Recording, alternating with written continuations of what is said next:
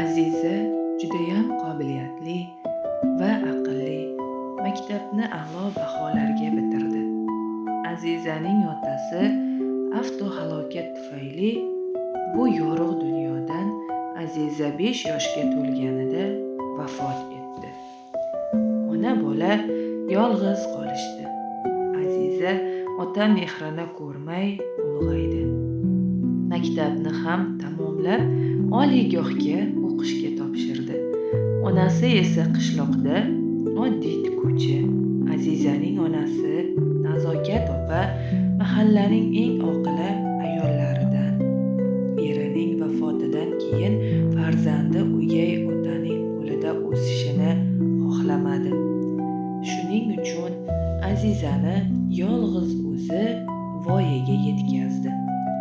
Oliygohga yetib olgan Aziza onasiga qo'ng'iroq qilib yetib kelganini aytdi. Onasi kunduzi liboslar tikar, kechasi esa qizini o'ylab duolar qilardi. Har kuni Aziza telefon qilsa, onasi juda xursand bo'lardi. "Qizim, ovqatingni yedingmi? O'zingni ehtiyot qilgin", derdi mehri bilan. Lekin oradan vaqt o'tib, Aziza band bo'lib ketdi.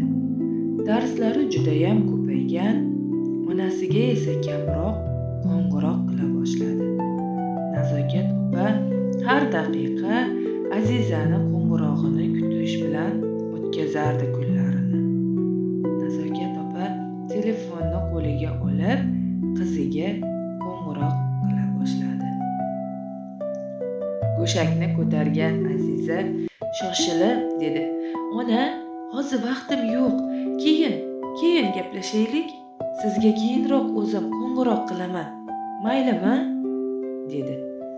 Onasi jim bo'lib qoldi. "Mayli qizim, mayli. O'zingni ehtiyot qil", dedi va ko'zlari sog'inchdan yoshlandi.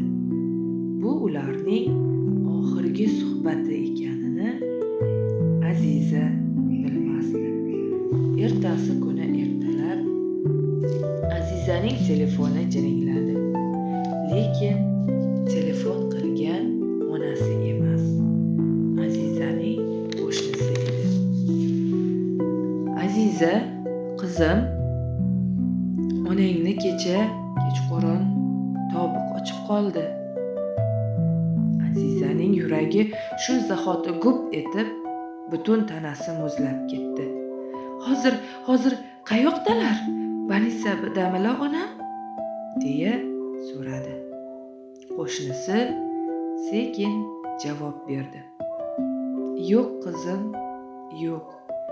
Onang endi yo'q", dedi va go'shakni o'chirdi. Azizaning qo'lidan telefoni tushib ketdi. Butun badani o'ziga bo'ysunmas, turgan joyidan qo'zg'alolmas taxta kabi rangi oqarib qotib qolgan edi. Onasini yo'qotganini eshitib, qishloqqa yetib keldi. Uyiga yugurib kirdi. Onasi oppoq matoga o'ralib yotar. Yonida esa qo'shni ayollar yig'lab Nazokat opani so'nggi manzilga kuzatishga tayyorlanishardi. Azizaning ko'z oldi qorong'ulashib, butun dunyo ostin-ustun bo'lib ketdi. U ko'zlarini ochganda onasining yotog'ida edi. Yostiq yonida yotgan telefonni ko'rdi. Bu Nazokat opaning telefoni edi. U onasining telefonini qo'llariga olib, bag'riga bosdi. Qarasa, eng so'nggi terilgan raqam Azizaning raqami edi. Nazokat opa oxirgi damda ham qizining ovozini eshitmoqchi bo'lgan.